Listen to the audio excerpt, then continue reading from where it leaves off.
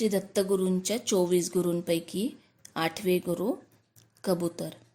आसक्तीचा धोका आणि आत्मस्वातंत्र्याचा धडा. निसर्गाच्या विशाल गुरुकुलात श्री दत्तगुरू प्रत्येक घटकातून जीवनाचे सत्य ओळखत होते आणि त्यांचा 8वा गुरु होता कबूतर. दत्तगुरूंनी पाहिलं, कबूतर आपल्या जोडीदारा आणि घरट्यावर अतिरेकी आसक्त असतं. या प्रेमाचं रूप कधीकधी इतकं चिवट होतं की ते धोक्याचं भानही ठेवत नाही.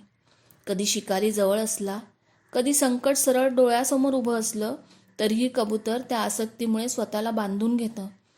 यामुळे दत्तगुरूंना कळलं, अतिप्रेमही बंधन बनू शकतं. जिथे प्रेम आहे तिथे काळजी असावी, पण आसक्ती झाली की मनाचं स्वातंत्र्य हरवतं.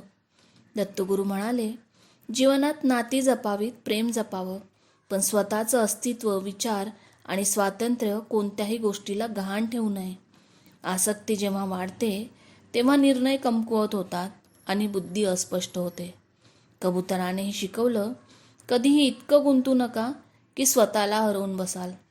प्रेम सुंदर आहे, पण स्वतःचा श्वास, स्वतःची ओळख नेहमी आपल्या हातात ठेवा.